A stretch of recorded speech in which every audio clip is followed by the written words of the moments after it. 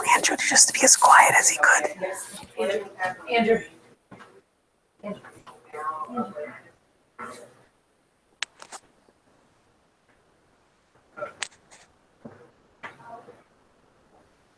Maybe I should have gone into the, I should have probably gone into the conference room.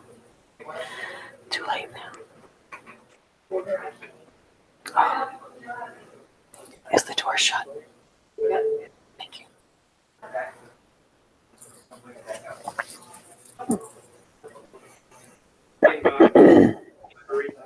Meeting in the library. Okay, everybody. I'm very sorry for the technical hitch. Hello and welcome to another Rowing Chat. Hey, Rebecca. Incredibly special Rowing Chat. A month ago, we scheduled an interview with the author of this book, Small Puddles, Michael Danziger. In the interim, Michael has sadly passed away, and his friends here present have very kindly agreed to come as my guests on Rowing Chat to talk about him, his legacy, and his amazingly witty rowing book. Welcome, everybody. Thank you. Thank you. Thanks, Rebecca. So I'm going to ask you each in turn to do a short introduction of yourself and your connection with Zig. So Carole, can you kick off? I'd be happy to. Thank you for inviting me. Zig and I met about 6 months ago. I'm his public relations director. I work with Merrill Moss Media in Westport, Connecticut. And that's how we met. And it was a wonderful time. It's something that I'll never forget. He was a marvelous man. Thank you, Carole. Dave. Oh, thank you. I was Mike's varsity rowing coach at Yale, and sort of had the experience of coaching him over a several-year period. He ended up dedicating this book to me, although if you read it, you probably will have a hard time figuring out why. Alix. I was also a rower at Yale a couple of years ahead of Mike, obviously on the women's squad, but mostly here to put some color to the rowing experience at Yale from someone who was there, since Mike can't speak for that. So just to summarize, Carole Claps, Dave Vogel, and Alix James. Guys, you are very welcome, and thank you so much for being here today. Carole, let's kick off with the book. Obviously, no one writes a book overnight. So what do you know about the background and the inspiration to Small Puddles? The inspiration and the title, and I'm sure that Mr. Vogel can attest to this, is that Zig, as he's called, was not the greatest rower at Yale. And the book came out of his memories of those 4 years where he tried desperately to letter. And because he was, I guess, the perfect weight and height, the coach immediately asked him to join the team, not knowing that he would be the worst rower in Yale's history. And the book, even though that might sound funny, the book is more about tenacity and never giving up. And after meeting Zig and knowing that he had suffered from stage 4 kidney disease, he didn't give up and wasn't giving up and was even thinking of making this book into a children's version for the very youngest rowers.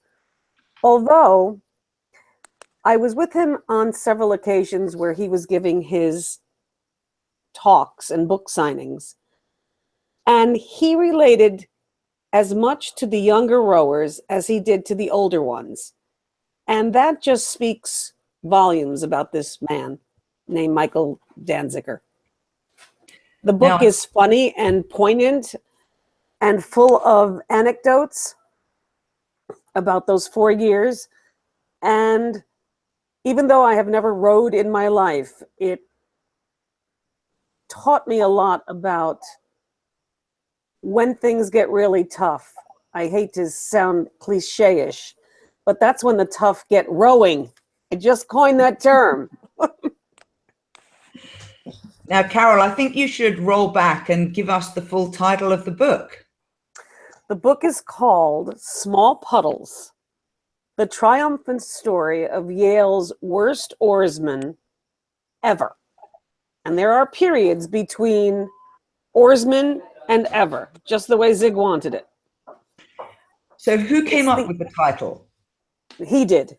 Zig came up with the title, had it published, came to Merrill Moss Media, and I couldn't be happier that I was chosen to be his senior literary publicist on this.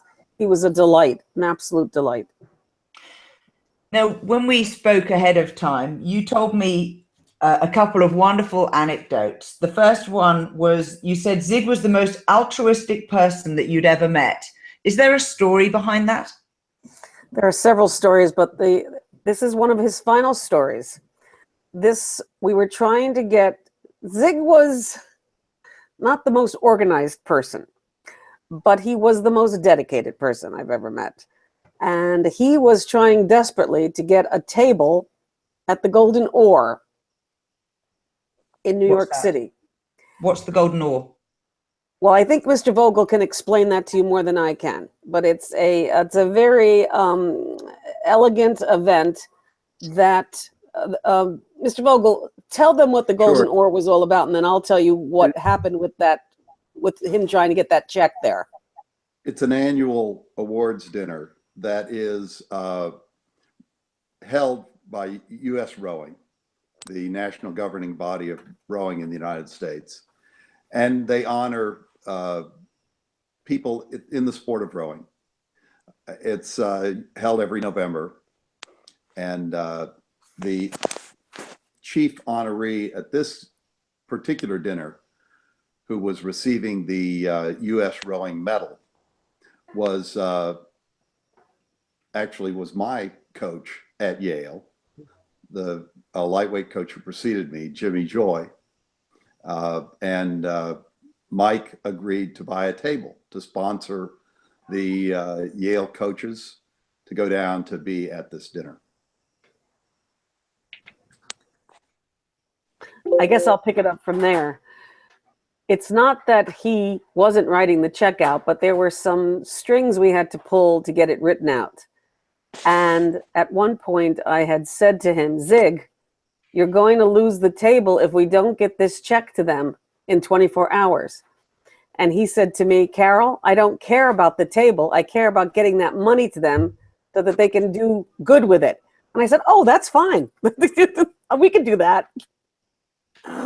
So that is one of the more altruistic stories that I can tell about Zig. He was very concerned about young people, and I guess that's why he, and I don't want to jump the story too much, but that's why he co-founded the foundation in Boston, Stepping Stone Foundation, yes, where he helps children, underprivileged children, get the education that he deems so important. You know, Zig lived a privileged life, but you would never know it meeting him. And he wanted to make sure that children who did not live the kind of life he lived were not shortchanged in the education department. Fantastic. And in fact, he touches on the inspiration for this foundation in the book, where he talks about how he helped out a young boy just by hanging out with him and showing him around a university on a regular basis and giving a little sort of older brotherly guidance. And I'm guessing that was, although the book doesn't go into all the detail, I'm guessing that was part of the inspiration, Carole. I think it was. And Zig, and I'm sure that his colleagues and Mr. Vogel will attest to this, was a big boy himself. He was a big little boy himself and was always around to help someone in need. I've never met anyone quite like him. And when my grandson met him at the Housatonic rowing event in Connecticut, for whatever reason, my grandson bonded with his dog, actually a puppy, but he weighed 95 pounds. He weighs 95 pounds. And Zig was so enamored of the way the dog and the boy got along that he threatened to send a puppy to my home. And this is a Newfoundland. And you know how big they grow. And we already have a puppy. And I said, Zig, if you do that, I will never speak to you again. I was petrified that this dog was going to be brought up in an Uber car and dropped on our doorstep because my grandson and his dog got together. It was unbelievable. Wonderful, wonderful story. Thank you, Carole. Now, I will pre-announce that Carole has kindly arranged for 2 copies of the book to be made available as prizes in our monthly prize draw, which we give to anyone who's subscribed to the Row Perfect newsletter. And I will go into the details later about how to get a hold of those. Having said that, Carole, where can you buy the book? Go on to Amazon.com. That's the best place to order the book. Fabulous. Now, Alix. Yes. A senior female rower on the Yale program, a student at the similar time. What on earth was it like? Well, you know, rowing is kind of having a moment right now. And we've had the boys in the boat, which has gotten a lot of attention. And then a little bit more recent Hollywood representations of rowing. And neither one of which are a very accurate picture of what it was like to row at Yale during the 80s. And that's one of the beauties of Zig's book, is that between his own note-taking and journaling, which apparently was copious, and his prodigious memory and his great way of putting details, Small Puddles is a great representation of what it was like. It was an interesting time in rowing because women were just starting to row, in the late 70s, and collegiate rowing was just starting to take hold.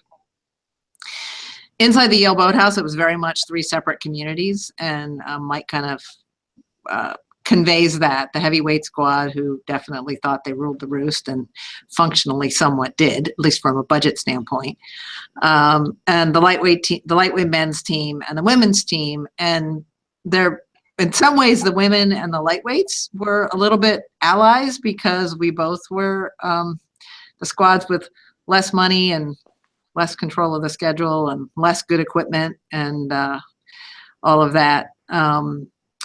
But it also, you know, just prior to the years that Mike was there, the relationship between the women's team and the men's team, particularly the men's heavyweight team, was not a good one. I think partly because of that resentment. And there's some kind of interesting stories about that. A pretty critical story early in Title IX when the Yale women's crew did a naked sit-in in the athletic director's office to draw attention to the underfunded nature of Yale women's crew, which was one of the stepping stones to Title IX. Just roll back. Hang on a minute. This never happened in the UK where I'm from. You all went to see the athletic director and then stripped. I was not a part of this, but my coach was. My freshman year coach was. They actually, I guess Title IX had been passed, but it hadn't really been implemented and starting to have much impact. Just pause one moment for international viewers. What is Title IX? Title IX is a federal law that requires that there be no discrimination. I actually am not going to get it exactly right. Dave can probably explain it better than I can. But there cannot be discrimination in the programs available to women and men in a university. And that can take, there's various tests for determining that discrimination, but some of the sort of most basic ones look at the relative population of women and men in the school, and both spending and participation in athletics must be proportional to that population ratio. And once it was fully implemented, as it is at this point, Title IX is a huge part of the reason why women's sports have grown like gangbusters in the United States. Women's crew is one of the huge benefactors because as people in the rest of the world know, we spend a lot of money on what we call football. And if you've got a Div 1 football squad, it's going to have a huge, huge budget. So you need and there's no women's football. And there's no women's football. So then you need to look for other places that you can get a lot of athletes involved and spend a lot of money. And women's rowing turns out to be one of those places. None of that had really taken hold in 1981, which I believe is the year that Mike was a freshman.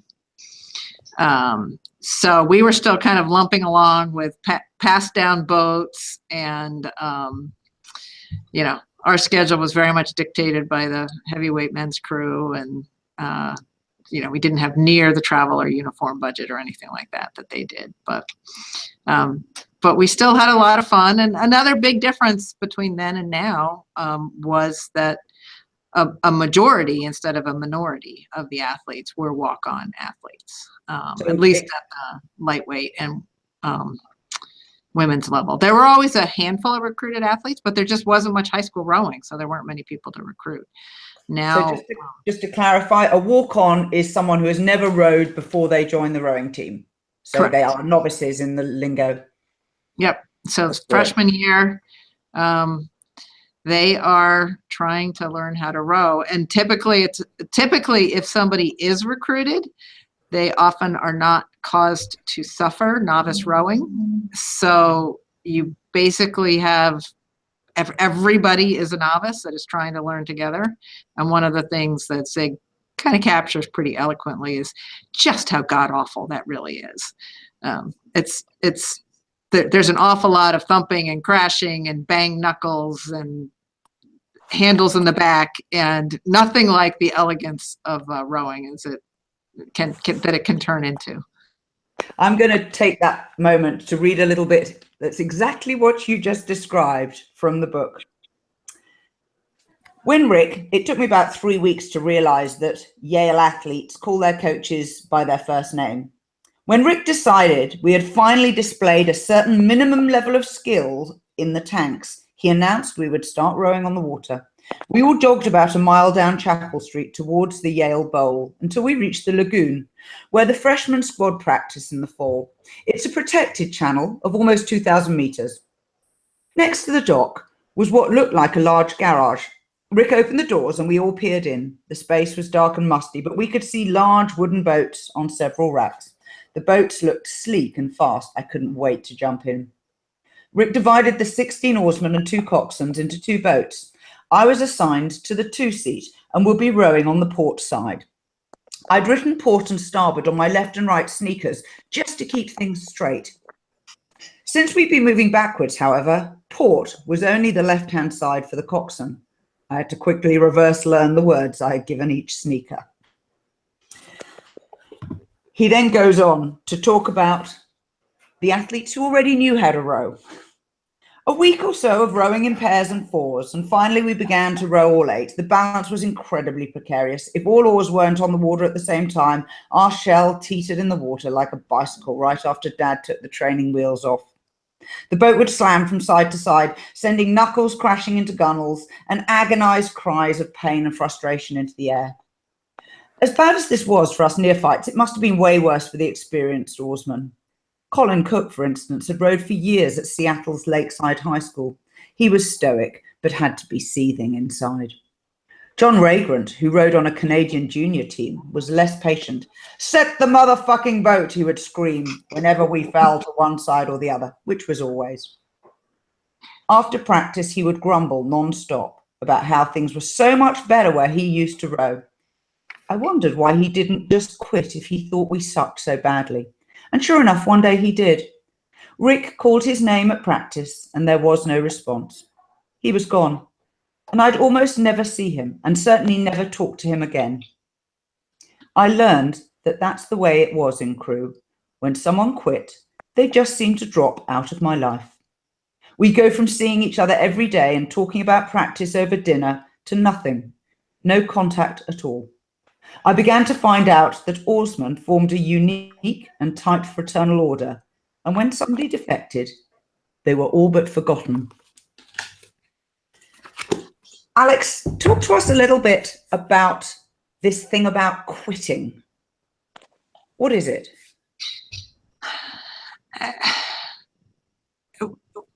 I mean, Mike was particularly bloody-minded about it. I don't actually remember thinking about quitting. So he and I must have some sort of the same disease on that front. Once you started, you did it. There were some very good rowers who did quit, and it was actually not uncommon for them to be the recruited athletes. The thinking kind of was just that they'd done it enough. They'd done it for 3 or 4 years in high school and just got burned out. Now that's kind of par for the course in 2017. I mean, you row for 3 or 4 years in high school, then you row for 4 years in college, and then if you're really, really good, you spend another 10 years trying to make a national team. So long rowing careers, I think, are more the norm. But it is absolutely true that once somebody quit, they were gone. You just didn't have time to see them. I mean, we didn't. So Yale, we did not row at the crack of dawn, which, everybody, as soon as you tell somebody that you rowed in college, they're like, oh, I couldn't get up that early. We didn't. We got on the bus at 3:45 and took a half-an-hour bus ride out to Derby and rowed in the evening, and then rushed to make the dinner before the dining hall closed, and then went and tried to get your homework done. But still, it was a full day. And if they weren't, you spend a lot of time socializing on the bus, as the one scene in which I am featured takes place on the bus. And they were just plain old yellow school buses. We bounced back and forth to Derby, which was a good long ride every day. Dave, did you have to drive these buses? No, they were hired. And as a coach, tell me about the structure around this athlete recruitment and quitting thing from your point of view. Why were you allowed to drop an athlete? We were. There was very little incentive to do that, because as long as you had seats in the boat, you just kept people rowing, and that was part of learning. With the large number of walk-ons, novice rowers who populated the teams at that time, it was all about teaching. So it takes a while to get the skills right. And we tended to be very open to anyone who wanted to make the commitment. You probably understand that Yale itself is a school that takes a lot of the students who are there are very highly motivated students. They are overachievers. They typically are, to get into the university, have to be in the top 1 or 2% of their peers in high schools. So they're very achievement oriented. On the issue of quitting, they are all very used to succeeding. So they are somewhat reluctant to quit. But quitting is an easy habit to acquire. Once you've started quitting, it seems to be a little bit easier, I think, for most of them. Mike was not a quitter, so that was a good thing. The way we recruited was to put a boat out on the common spaces of old campus, stand around when the freshmen were registering for classes, and drag anyone who was tall over to the boat and try to convince them that they maybe ought to try a sport. And we were very successful at that. And can you tell me what was your personal first memory of Zig as one of the presumably tall and lanky young athletes in your squad? My very first memory of Zig was talking to his freshman coach, Rick, about this guy that they'd found who was about 6'4" tall, which is extraordinarily tall for someone that light, who was perfect for lightweight crew. And with that kind of length and leverage, obviously a coach is thinking great things for this oarsman. And Rick said, yeah, guy came up to the boat, introduced himself as Mike Danziger, and proceeded to tell me that in high school, he could pass his entire body through the head of a tennis racket. And that was my introduction to Zig. Presumably with no strings in the tennis racket. That's amazing. But a regular size racket, not one of those newfangled big head rackets. Wow. I'm pretty sure it's with no strings. And how does a child discover that? No, don't answer that. Well, if you knew Zig, you would understand how a child would know that. He had a very quirky imagination. Now, in the book, he talks about receiving a letter introducing him to the opportunity to row. How did that work? Was that part of your recruitment? Absolutely. In order to, because rowing was a sport that most of our athletes picked up in college, we needed to get a large number out to have a chance to sort through and get a good sampling of really good athletes. And the process involved, at the outset, sending out information and just taking height and weight off of the registration rolls. And we would write letters, send them out to all the incoming class, all the tall men got letters, tall women got letters. And that was where the recruitment really started before they ever made it into campus. And that had been a time-honored tradition within the Ivy League. When I first went to Yale, I still remember that the recruiting letter that interested me in rowing came from Brown University, where I had also been admitted. And the Brown coach was very quick to write letters to everybody who was over 6 feet tall. You've got to try rowing. So I ended up rowing at Yale. Fantastic. At my university, they invited us to drinks parties and plied us with multicolored cocktails. And they also, I remember someone saying, "Oh, you're tall, you should try rowing." I was like, why not? Now, That might have worked. That might have been a better idea, actually. You certainly got the sociable recruits. That was Now- something changed during 4 years at Yale as well, drastically. Tell us. Oh, the drinking age. So I started Yale at 79 and graduated in 83. And I chased the drinking age all through my career because it was 18 when I got there and I was 18. And then it was 19 and I was 19. And then it was 21. Now it's 21 everywhere in the United States. So I love it when I get carded. Trust me, it happened at the last head of the Charles I went to. It was great. I actually figure they're fishing for tips at this point. So Dave, you start with a bunch of athletes who have got 1 year's rowing experience. Is that right? That they move into the lightweight program in their second year? Right. And I'm sorry, I've got to let this guy in, but why don't you go to Alix for a bit? I'll be right back.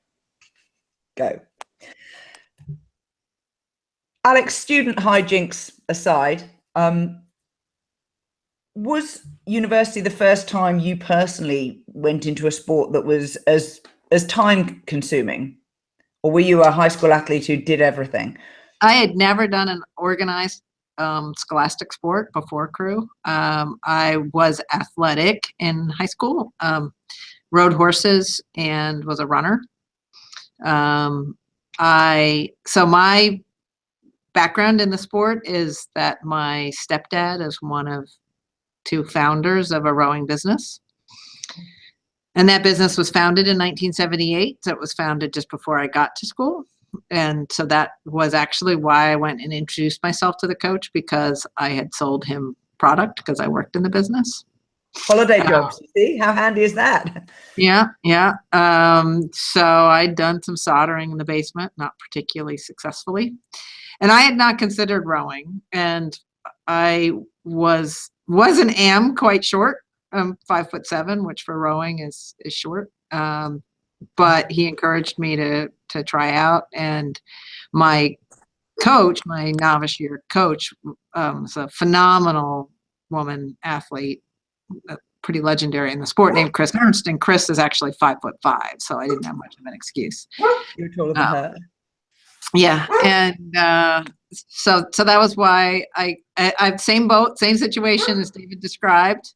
The two crew coaches were standing by an 8 in the middle of the quad, and I went over to make sure our product was in that 8, which it was, and introduced myself to the coach, and he asked me to start.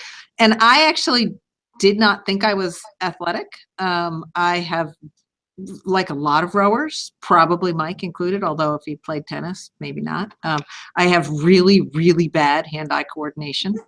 So all the typical high school sports had been just an endless source of embarrassment and being picked last for the team and all that good stuff. But once I kind of figured out how to, I did learn that I was A, very tough, and B, had really good strength endurance. So freshman year, I was a pretty bad rower technically, but I still tried really hard. And then sophomore year, I seat raced my way into the varsity and was in the varsity all 3 years. Now, one of the essences of not giving up, which is of course a strong theme in, sounds like your personal rowing career, obviously Zig's rowing career, and Dave seeing as the coach's point of view.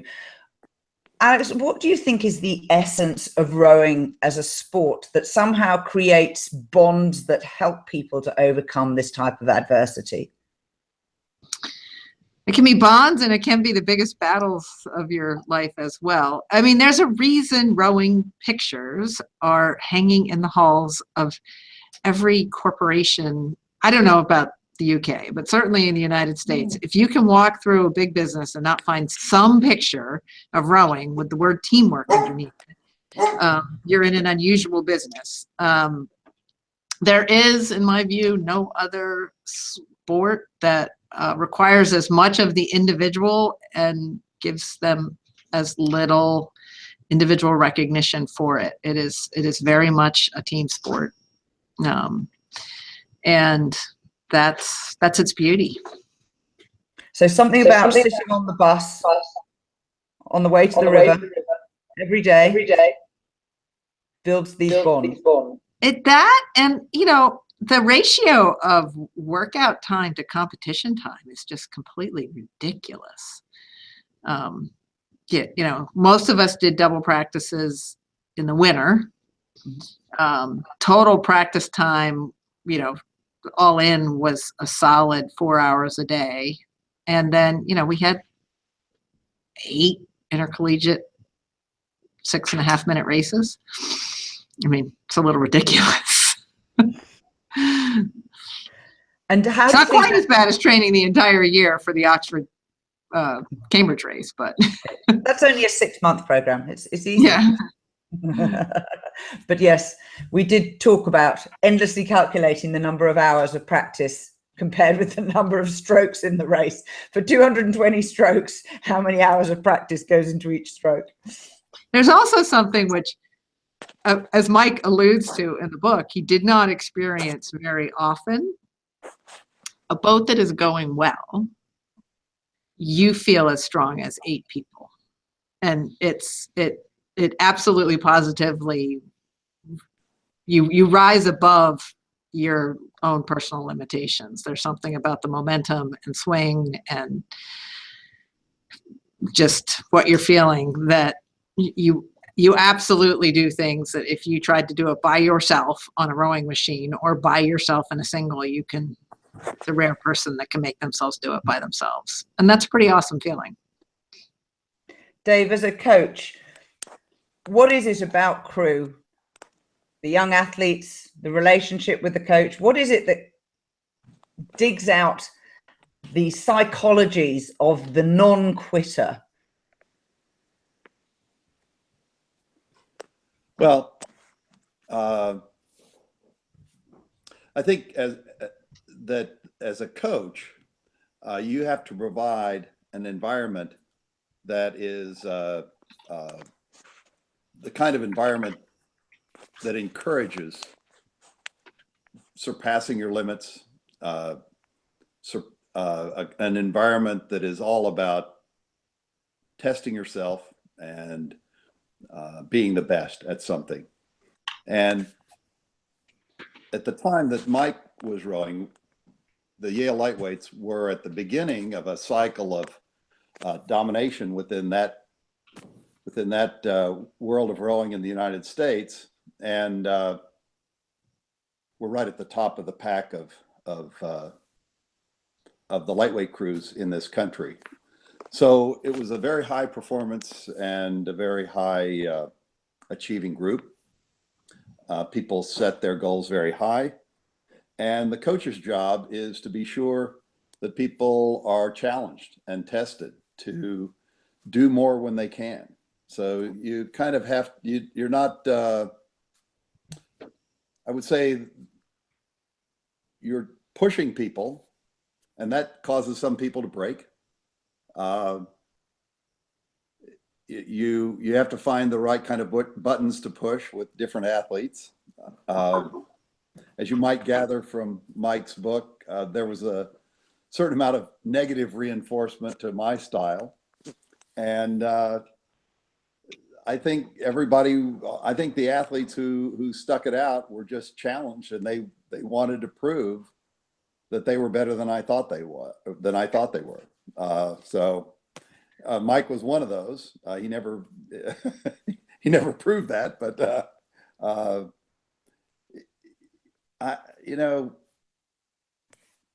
it's just the book is hilarious. So you would gather from the book that he was having a lot of fun. You might incorrectly infer from the book that it was just kind of a fraternity or just a group of guys having fun. It was a lot more than that. And at the core, it was very, very challenging, and it was very, very serious for those guys, particularly the members of the top crews. And there's a lot of room for fun. One of the reasons that Mike was a valued teammate was that he always showed up for practice, and he did provide a break. He provided levity into what was sometimes, as Alix described, you're fighting for a seat in a boat. There was a lot of stress. There was a lot of expectation by the coach that you would do more. And so the coach is not there to make friends. The coach is there to challenge people to be better. Now, one of your former athletes and an international level lightweight is Mike Hard. Am I right that you coached him? Absolutely, yeah. So another person who came to Yale as a novice. Well, congratulations, Coach. Mike sadly would have loved to have been with us today, but work commitments have taken him away, and he very kindly gave me an interview, and I'm going to take the liberty to quote from some of my discussion of Mike. Mike said, "Zig was both a rower to me and he was my best friend, but he wasn't always my best friend. And so there are two things I'd like people to know about Zig from a rowing perspective. First, he was a very bad rower. He had a passion for rowing that equaled my passion, and I went on to row in 2 world championships, and I love rowing for obvious reasons. Zig came nowhere near that level, and yet he was just as dedicated to the essence of rowing as I was. He taught me, and I believe he can teach many other people what rowing is all about because of that. Secondly, as a friend, Zig was particularly unique. And unfortunately, I just had to say this at his memorial service, so it's kind of emotional, repeating it in front of 1,000 people who were there packed into the church on Harvard Yard. The thing that made him wonderful as a friend is that he was most likely the funniest person I've ever met. The times you spent with Zig were always more fun than any time you ever had. The stories he told later about those experiences were 10 times better. With Zig, you weren't just good, you were brilliant. With Zig, you weren't just a brilliant rower, you were a god. And he was unique that way." So am I right that he describes the top rowers as gods, Dave? Absolutely, yeah. No, that's Zig for sure. He interesting person, unique.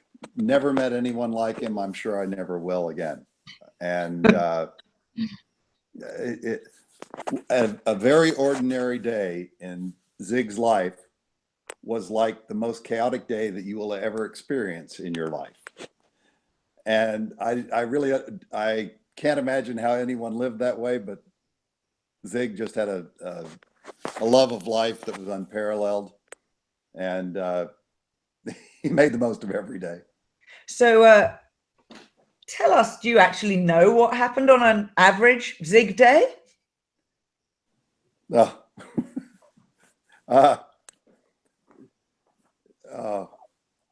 No, then we're going to get into stories and we'll never stop. I was at the memorial service. I was afraid that people were going to start telling stories because I would have been there for at least a month. Just the Zig stories are endless. Pick one. Well, when Carole first, when I first met Carole, the publicist for the book, Zig was at the park where the head of the Housatonic takes place on our river, on the Housatonic River. And he was signing books and had a tent there. And we were chatting, and he said, do you get cell service here? Well, I had my doubles partner works at Apple, so his phone would get cell service anywhere. And oh yeah, we get cell service. What do you need? He said, well, I've got to get somebody to download the Tesla app for me because my Tesla, I lost the keys to my Tesla, and I got to start it. You can do it with an app. Well, where'd you lose your keys, Mike? Oh, I lost those a couple of years ago. Well, Mike, why didn't you get a new set of keys? I just started with the app. And which point my doubles partner says, well, just look that up, Zig. And if you're not where you can get cell service, you're not going to be able to start that car. So leave it to Mike. He's parked his car in a park where there's no cell service whatsoever. And now he's not going to be able to start it.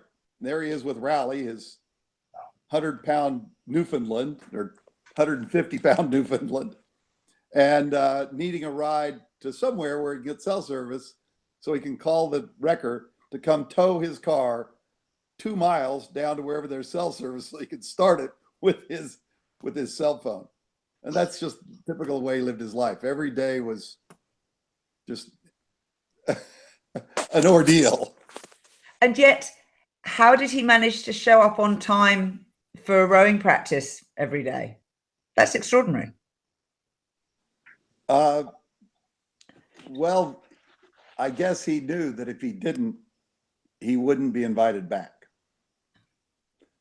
So if you want something badly enough and you're not good enough to miss practice and still be on the team, then you better be at practice. Well, that's a very, very good summary. Alix, do you have some final thoughts for us? Well, two things occurred to me as you were both asking those questions and telling that story. One of the things that I loved about the book, and my best friend is still my best friend. My best friend described in that book is still my best friend today, Ruth, and she's also mentioned in the book. And one of the things we loved about the book is that, you know, despite all the hyperbole, and there is a fair amount of hyperbole in The Rowing Gods, is pretty hysterical because Mike, as you can tell because you interviewed him, is the most down-to-earth, non-self-aggrandizing person you might ever meet. But the mundane details of describing collegiate life and rowing life are very accurately portrayed, and that's one of the things that's super fun for somebody that was there to go back and read the book. But you know, it's a great book for any kid that's thinking about rowing in college because it gives you a little idea that it's not going to all be glamour. But the other thing about his sort of out there, going in a million different directions kind of personality and rowing is that rowing itself is an organizing force for kids like that. And you see it all the time in high school. You know, you see the kid who struggles with attention issues or other self-management issues, that you give them the structure of any sport, but rowing, I think, is particularly therapeutic, because it's you know, rowing is moving meditation. It absolutely positively is. It's better moving meditation when you row better, but it can have a tremendous organizing force on someone. And I think on some level, Mike realized that about himself, that was one of the things that would keep him on the rails, on the track, was that one thing, you know, if he just shows up every day and rows. And you know, he wound up being successful in a lot of different endeavors. You know, I'm completely confident that that's part of the reason why. I can certainly echo your sentiments. I've personally coached children with attention deficit disorder and a couple of other situations where the child and the parents have definitely said that the structure and organizing force of rowing has a significant impact on them. And certainly the desire for many of us to continue to enjoy the sport at whatever level we're at. And for me, one of the joys of Crew, and I think, Dave, the way you clearly organized your squad in order to facilitate, was it a 4th varsity the year that Zig was there? So you had 4 crews of lightweight men. I find that astonishing. Actually, we had 6 8s of lightweight men. There were 2 8s of freshmen and 4 8s of upperclassmen. And yeah, we that was at least one boat beyond what the university would sanction or allow us to have. So, you know, we took a little bit of a liberty, perhaps, with stretching the budget to include a 4th boat. And, you know, I think, you know, Mike's self-deprecating, you know, this book was something that he did right out of college. It just took him 30 years to publish it. And that's why his memory is so good. He kept telling me, yeah, exactly. He kept telling me he was going to publish this book, and you just knew it was going to be hilarious, because he is a good writer and it's a very humorous book. I can't say that I recall anything being factual about the book, but then again, that's like what Mike Hard says. You'd have a great time with Zig, and his telling of the stories was always much better than even the incredible fun that you had. When, you know, there are many of these stories in the book, so I don't need to tell a lot of those stories. But I don't know that I would ever label anybody as Yale's worst oarsman ever. That was a self-labeling thing by Zig. What I do know is he beat Harvard twice in one day. So he's earned a couple of Harvard shirts. And his book, there are a number of young teenagers who've read the book and told me, wow, this makes me really want to row for Yale, which I find sort of bizarre, but it resonates. Dave, any final thoughts from you about things that perhaps we haven't covered thus far? Well, his work with Stepping Stones was so meaningful. I don't know that if you met Zig and knew how zany he was, that you would have ever expected him to do something quite so impactful and important. But he was really a true philanthropist, just a great person at the core. He could have led a life of just, you know, he could have been a dilettante. He didn't need to be the good person that he was. So the fact that I think the foundation is going to benefit from the sales of the book and everything. You know, we're just all sorry that he's gone, because he's a very good person. Your dedication as friends, as colleagues, as fans, is amazing. I was personally slightly nervous when Carole wrote and broke the sad news to me, but your enthusiasm to pick up this date and to fill obviously big shoes has been fantastic. I can't thank you all enough. Carole, Dave, Alix, and of course the absent Mike. The book is called Small Puddles, The Triumphant Story of Yale's Worst Oarsman Ever by Michael P. Danziger. You can buy it on Amazon. You can probably buy it in all good bookshops in the UK as well. Thank you all very, very much for your time. This has been a very special Rowing Chat. Till next time, goodbye.